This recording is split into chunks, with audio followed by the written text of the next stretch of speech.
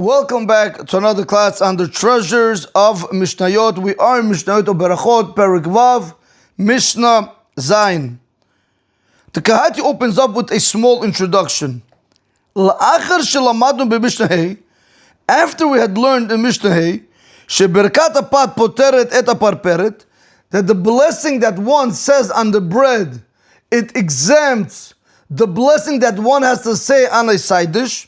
Which means to say, Shahikar poter et atafel, that the blessing that one says on a primary food exempts the blessing that one has to say on a secondary food.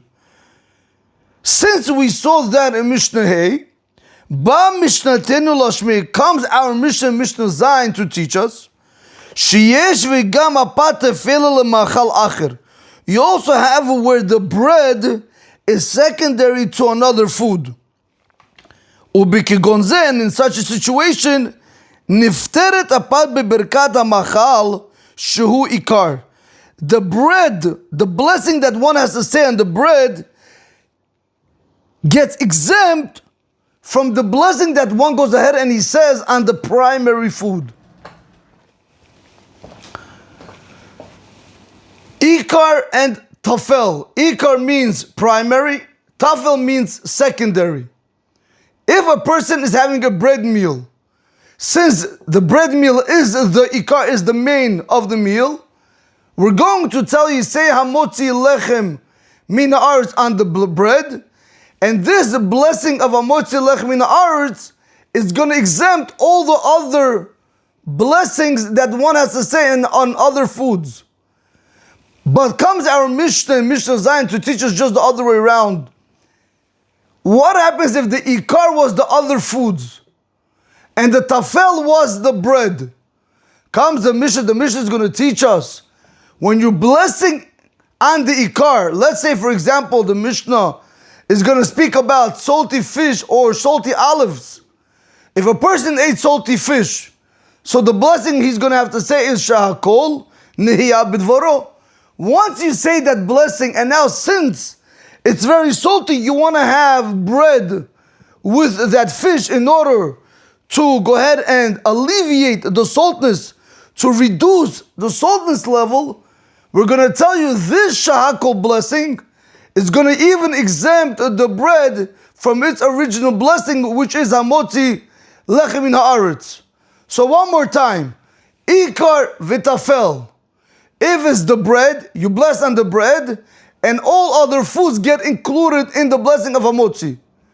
However, if the ikar is other foods, and now you want to have bread in order to subdue the saltness, we're going to tell you once you bless on the other foods, automatically the bread's blessing gets included in the blessing of Shahakol Bidvaro, and you don't have to bless on it.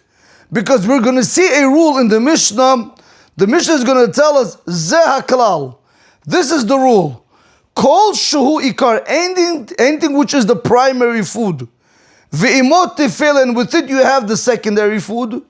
Mevarech al Ikar, all you have to do is bless on the primary food. Upoter et atefela, with that blessing that you bless on the primary food, it's going to exempt you from having to bless another blessing on the secondary food. The Mishnah Berurah brings down in the Sha'ar Tzion,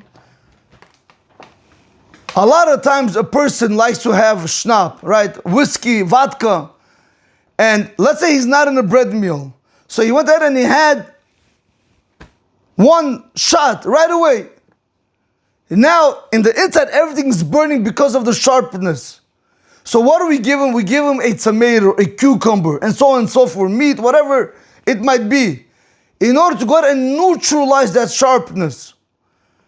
Comes our Mishnah to teach us today that if a person took a shot of vodka and now he wants to go ahead and eat bread in order to neutralize the sharpness in his stomach, he is allowed to go ahead and have that bread in order to neutralize the sharpness. However, the Sha'ar Tzion does go on to say that a person shouldn't do it in a trickery way.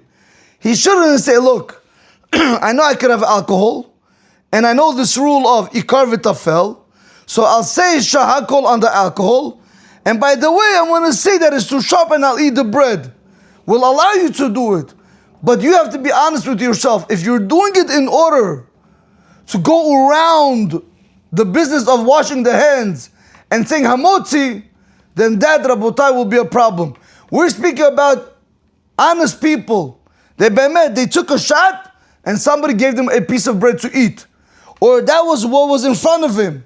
We're going to tell him, you're allowed to have that bread and you don't have to say hamotzi lechem min haaretz on it.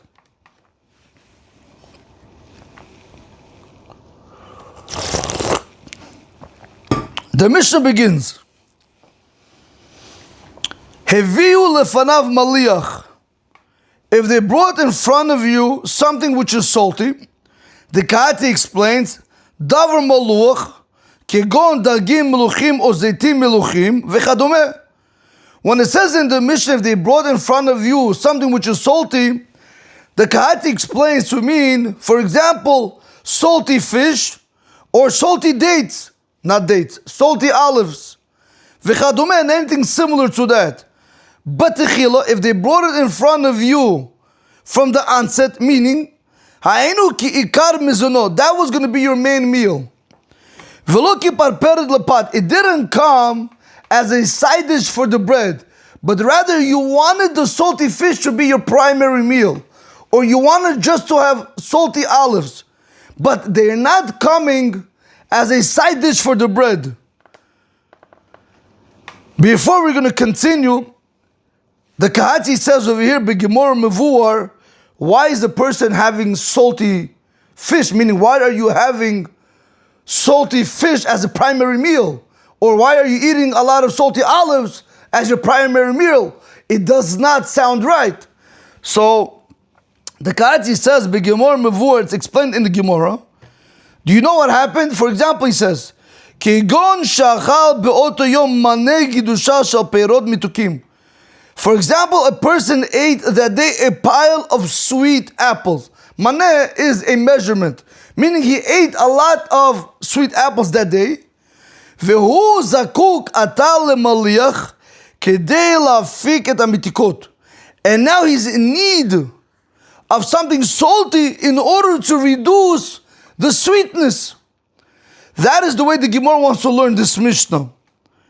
That's why a person is going to go ahead and he's going to set himself to eat salty fish or salty olives as a primary meal because he had a lot of sweet fruits prior to that.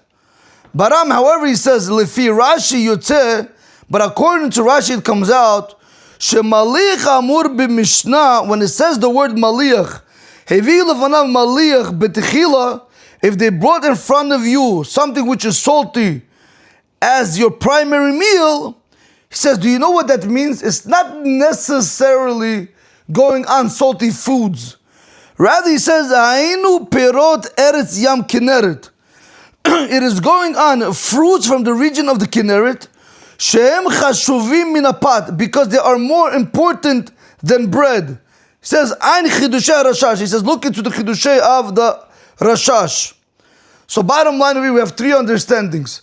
How do we learn the word over here, maliach? Is this something salty?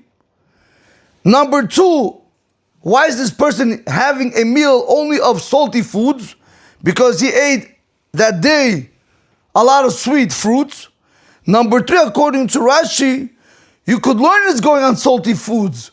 But the Rashi wants to explain it's also going on fruits where they were from the region of the Kinneret, where these fruits are more important than the bread. So when you're eating these fruits and now you want to have the bread with it, once you bless on the fruit, automatically the blessing of the bread, which is hamotzi lechem min haaretz, gets swallowed in to the blessing of the fruits. Whichever way it is, Rabotai, the bottom line is we're going to see that there is a rule, ikar and tafel. Once you bless on the ikar, automatically you don't have to bless on the tafel. So let's go back one more time into the Mishnah without all those commentaries, just try to make it simple. Hevil lefanav maliach, if they brought in front of you something salty, but chila as your primary meal, Upat imo, and you have bread with it. Meaning, v'ochel me'at lechem im hamalich. You are eating a little bit of bread with the salty food. Mipnei shekashe lo le'chol et hamelich levado. Why are you eating a little bread with the salty food? Because it's hard for you to eat the salty food alone because it's too salty. So therefore, with the salty food, you are eating a little bit of bread. What is the Mishnah saying? Mevarech al hamalich, you're going to bless on the salty food. Habracha miyuchedet lo, the blessing which is designated for it. Upoteret apad mibracha, and you're going to exempt the bread from its original blessing.